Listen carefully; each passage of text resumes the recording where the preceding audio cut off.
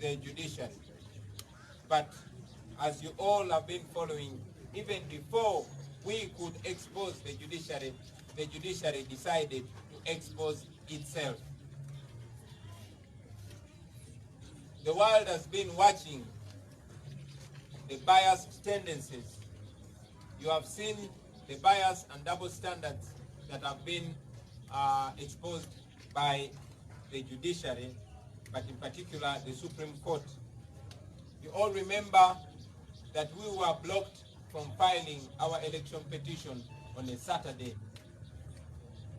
But when the NRM lawyers went to the Supreme Court, they were actually allowed to file a response to our petition on a Saturday.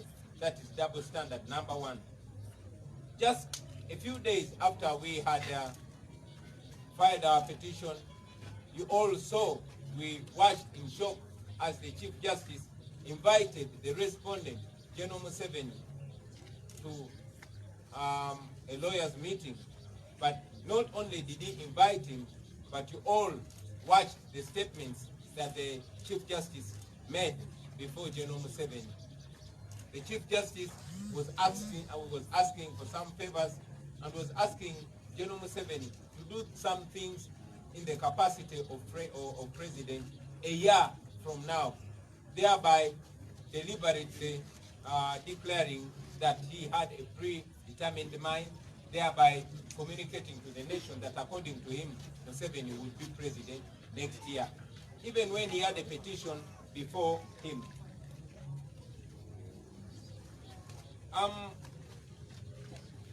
We had observed and indeed raised our voices on the uncomfortable closeness of the Chief Justice with General Museveni.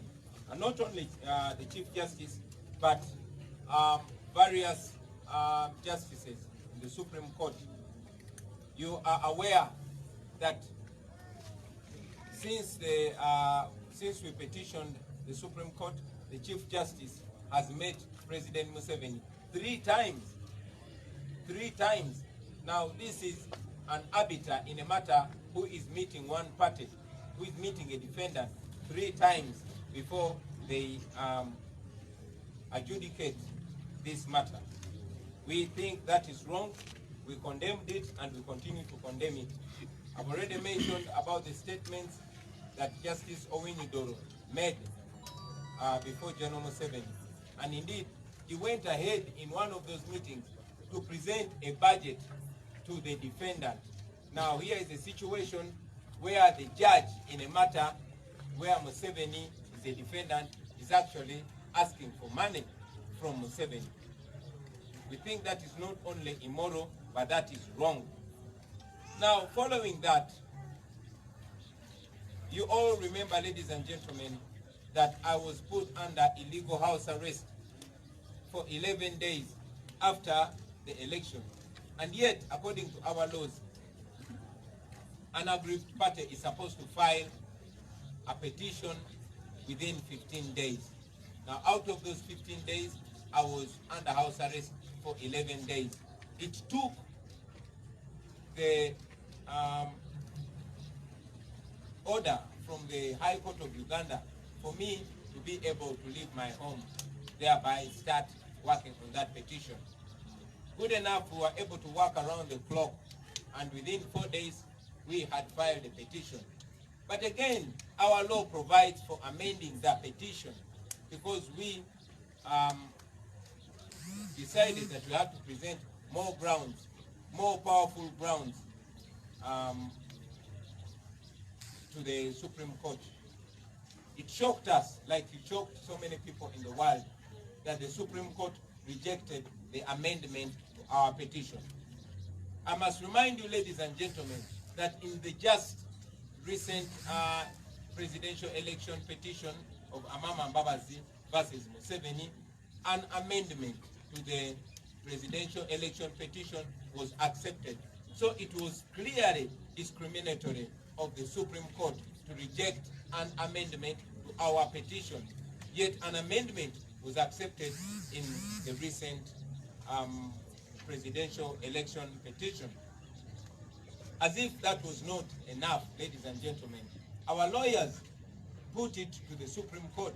They explained to the Supreme Court that we were unable to put all our grounds together because time was not enough, having noted that the military and police took away 11 days from our time.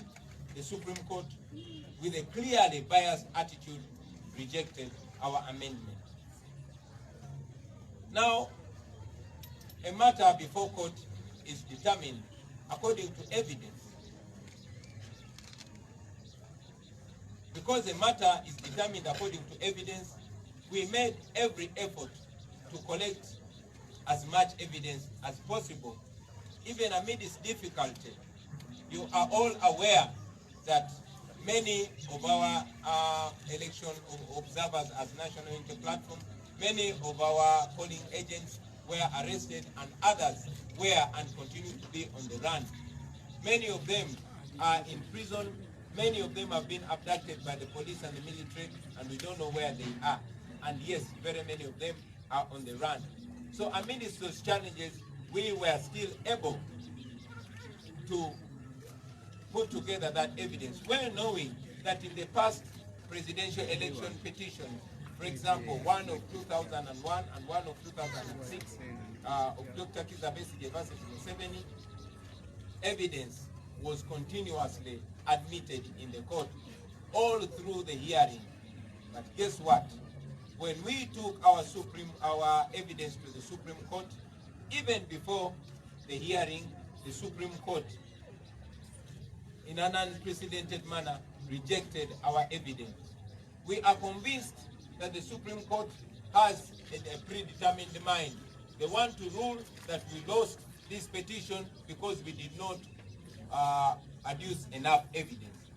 But here is the Supreme Court rejecting evidence. And among the evidence that was rejected was an affidavit by our Secretary General, was an affidavit by a comrade called Kalungi Serumaga of a video which was putting everything clear to the Supreme Court. Videos of the military ballot stuffing, videos of pre-ticked ballots being ticked by the police and the military, videos of places, especially in Western Uganda, where voting did not take place at all, videos of contradicting declaration forms. All that was rejected. Among the evidence that was rejected were declaration forms from places like Shiruhura, where there was a claim that 100% of the people, including the dead and those that had shifted from those areas, were actually available on the day of election. But most interestingly, there is a place called Waweba in Gomba.